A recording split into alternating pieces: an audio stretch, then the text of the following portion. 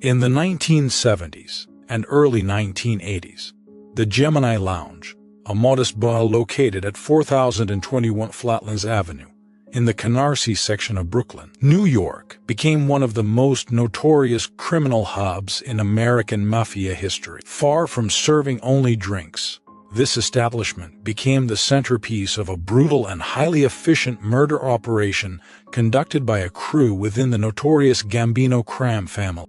At the heart of this crew was Roy DeMeo, a man whose reputation would become synonymous with organized crime, terror, and grisly killings.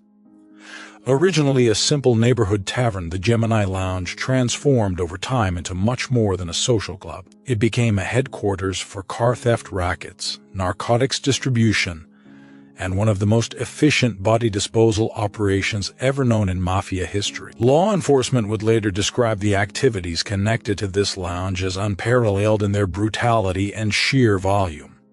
Roy DeMeo was born on September 7, 1940, in Bath Beach, Brooklyn, to an Italian-American family. A man with early ties to street crime, DeMeo eventually fell under the guidance of influential mob figures, including Anthony Nino Gaggi, a Gambino family soldier who saw potential in him. Through Gaggi's influence, DeMeo began developing his own criminal enterprise, one rooted in auto theft and loan sharking, but which would soon grow into something far darker. DeMeo's crew came to include several men without formal mafia induction, referred to as associates, who were nonetheless deeply involved in violent activity. Among them were Chris Rosenberg, Anthony Center, Joseph Joey Testa, brothers Joseph and Patrick Testa, Henry Borelli, and Joseph Dracula Guglielmo. These men became known collectively as the DeMeo Crew, and they quickly gained a reputation for both criminal enterprise and extreme violence. The lounge itself was more than a bar. It served as the crew's base of operation. Members and associates frequently gathered there, drinking, planning their rackets, and coordinating violent actions.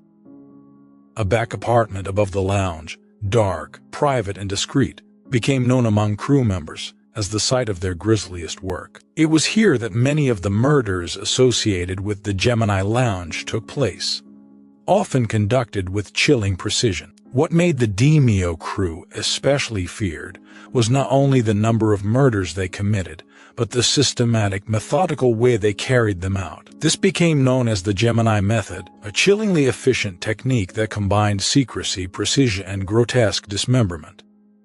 According to testimony from former crew members turned government witnesses, the Gemini Method followed a consistent pattern. First victim, often a rival criminal informant or someone who owed money, would be invited into the back apartment under false pretenses, such as a business discussion. Once inside, one crew member, almost always DeMeo himself, approached with a silenced pistol and a towel. The victim was shot in the head, and the towel was quickly wrapped around the wound to prevent blood spatter. Another crew member then stabbed the victim in the heart to stop additional blood flow. After the victim was dead, the body was stripped of clothing and dragged into a bathroom where any remaining blood would drain or congeal. On plastic sheets, the body was then dismembered. Arms, legs, and head were removed and placed into bags or boxes. These bags were often taken to places like the Fountain Avenue landfill in Brooklyn, where the sheer volume of garbage made recovery nearly impossible. This gruesome process, honed over years of practice, became the signature of the crew's operation. Estimates from law enforcement tied anywhere from 75 to as many as 200 murders to the DeMeo Crew between the mid-1970s and early 1980s. Organized it, and he killed with efficiency. People would be killed because they happened to accompany a target. Gemini Lounge, where they did a lot of murders when Dominic was around that time, these guys were chopping up bodies there, and the tenants that moved in afterwards, they interviewed them. And Debbie Doyle. She said, yeah, you know, sometimes the drain gets a little clogged. Right? They must have bled 100 bodies in those showers. Yeah, I mean, there were bodies every time you went over there, right? Oh, just about. How big was the space? The apartment? Yeah. Not that big. It was fairly small bathroom, a dining room, a kitchen, and a living room, and a bedroom. And, you know, I used to call it the horror hotel, you know, because you never knew what the hell you were going to find in there, you know, because they were just crazy. They just loved chopping bodies up. You know, that's what they did. And they'd get depressed, right, if they didn't have people. Oh, I could walk in there I used to go there 3 times a week, 4 times a week, and I could walk in there and just tell if they hadn't killed anybody lately, because they'd all be depressed. They'd all be just sitting around moping. The DeMeo Crew's list of victims grew over time, fueled by greed, fear, and ruthless loyalty to their leader. Victims included criminals, informants, associates, and, in at least one tragic case, an innocent bystander. One of the earliest known murders connected to the Gemini Method was that of Andre Katz, a young auto repair shop owner who had become involved with DeMeo's auto theft ring. When Katz was suspected of cooperating with law enforcement, he was lured and killed by the crew, marking a chilling precedent for future killings. Perhaps the most infamous case involving an innocent was Dominic Ragacci, an 18-year-old college student. On April 19, 1979, DeMeo believed Ragacci was a Cuban hitman when he saw him parked near his home. In reality, the young man was selling vacuum cleaners door-to-door to pay for college. DeMeo pursued him, ultimately shooting him multiple times after a chase. The murder shocked even some of his crew members due to the victim's lack of criminal ties. I wasn't hanging out with him. We were at a meeting. He had a connection in one of the countries that they were smuggling cars into this country and selling them. So I was sitting down, I was an acting captain, I was sitting down with Louis Melito, who's a maid guy, and try to get into this, a conversation with him on how we can do it, you know, along with him, or just give us how to do it. But he was fantasizing. He was looking at the side. And I had said, the conversation got boring, this stuff, right? No, Sammy, no. Why? Yes. Well, I see you looking the other way. It's like you have no interest in it. He said, no. He says, you should look at all these people. There was a group of about 50 people, 60, 70, 80, 90 years old. They were all old people, probably from some sort of home. And we knew they weren't agents, so it was a safe place for us to sit. The guy in the diner knew that, and he gave us that area. And he said, if I had 2 9mm, I could kill them all before they even get up. Ironically, one of DeMeo's closest associates, Chris Rosenberg, became a victim himself.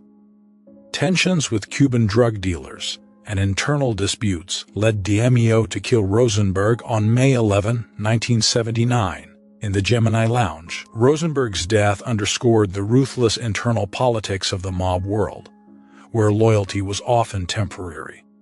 Other victims included rivals in narcotics trades, suspected informants, and those who threatened the crew's operation. Many were executed and dismembered at or near the Gemini Lounge, while others were disposed of at sea or in isolated dumps.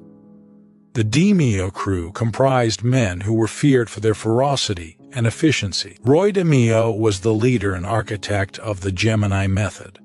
Chris Rosenberg served as early lieutenant and primary executioner before his death in 1979. Anthony Center and Joseph Joey Testa, known as the Gemini Twins, became DeMeo's top killers and earners through auto theft, later convicted of multiple murders and racketeering. Other crew members included Henry Borelli, Frederick and Richard Dinome, and Joseph Guglielmo, all implicated in murders and disposal operations. Many crew members later testified against one another during federal investigations, revealing the inner workings of the gang. What do they get paid to do? Something like that. Oh, it was more related to their rackets.